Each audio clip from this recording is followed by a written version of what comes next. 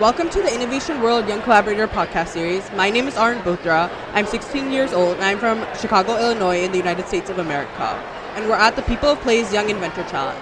And today our guest is... It's J.M. Duparc from the Netherlands. Very nice, and it's a long trip to come over here. Yeah, absolutely. Yes, but I really enjoy it. That's amazing. I'm curious, what brought you here to this convention? Well, the People of Play, there's an event where I have a board game company and we have all these inventors coming in here and we look at their new inventions. So it's a lot of fun. Yeah. And why do you feel that it's important to come to this kind of event? And why do you think it's important to have something like a Young Inventors conference where young people are designing games and toys and things like that? Well, I think the most important thing is I love the whole inventor community. All the creative people is fantastic, and it starts with children. And I think the great thing about children is they're actually an example for me in my work, because the creativity and the fantasy of children is actually much higher than of, I think, 99.9% of the adults. So it's us that can learn a lot from children and not the other way around. For sure. Yeah, they have a lot of creativity and a lot less filter, perhaps, that a lot of adults do have. Yeah, exactly. And they're not bound by all these rules that we think we have to listen to. And like the best ideas are the ones that are outside the box. Yes. And children, they don't even think of a box. So it's often so much better than adults can do. Yeah, I love that, and I think that's a really big, important reason that all these people come out and put this all together. And I know you mentioned you have a board game company. Could you tell us a little bit more about that? Yes, we're a small company in the Netherlands. It's called Identity Games, and we work with inventors, but we also invent games ourselves, and we distribute them ourselves in the Netherlands, and we use partners, big companies. So we have games in the US, but also in Japan and in Australia and all over the world you can find our games. I see. And with the inventors you work with, are they adults, kids, or any kind of age range? Well, most of them actually are adults. Unfortunately, we don't have this in the Netherlands, unfortunately. So it will be good to bring this to Europe and have kids do these challenges as well. I love that you have a global reach, which is very impressive. Yeah, absolutely, yes. And I think an important question to ask is, during your career, what have been some of the highs, some of the lows, and what have you learned from the challenges you faced? Oh, there's been a lot of highs and a lot of lows.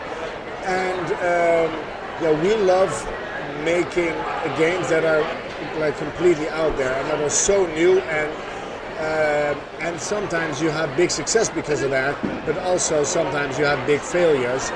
And I sometimes give keynotes to children, and then I always take my biggest failures with me, and to show them, there's no success without failure. So, I ask them, who's the best game designer? And they will all point to me, and I say, well, look, how many of you have brought a game to market that has bombed completely?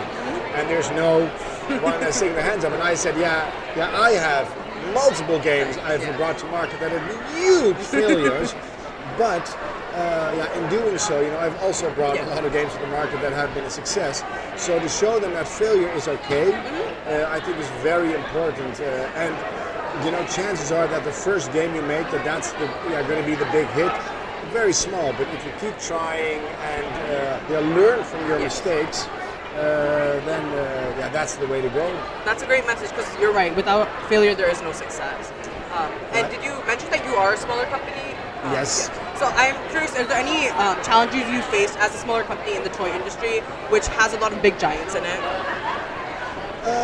Yes, of course, because sometimes you have a game that you think is fantastic and brilliant, but it's harder to reach the big public because you don't have the same budgets as the big guys do. So how are you going to show the world that is great, because we can't put millions in marketing.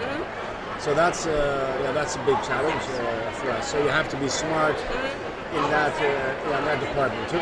It forces you to be creative, and I think that's exactly. So that's our strength. So we And if you had to tell us one thing, what's your favorite part of your job, or just the thing that you enjoy the most?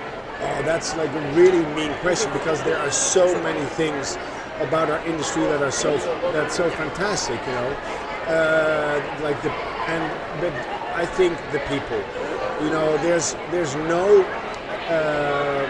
way to become a game. There's no education. That will make you become a game maker, which means that everybody's background is so different. So the people here are all so different, and I love the people here. And that's all these fun, creative people.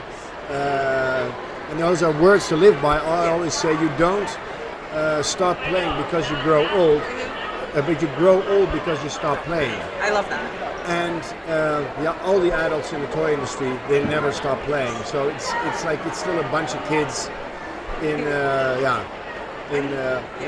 we're disguised as grown-ups, but we're all kids. I love that. I think that's really what makes this and these types of conferences so special. Yeah. But thank you so much for sharing your insight with us. I learned a lot. I'm sure everyone listening would have learned a lot. But thank you so much. So again, my name was Arun Bothra, and this was the Innovation World Podcast. All right, thanks for your time. Thank you very much.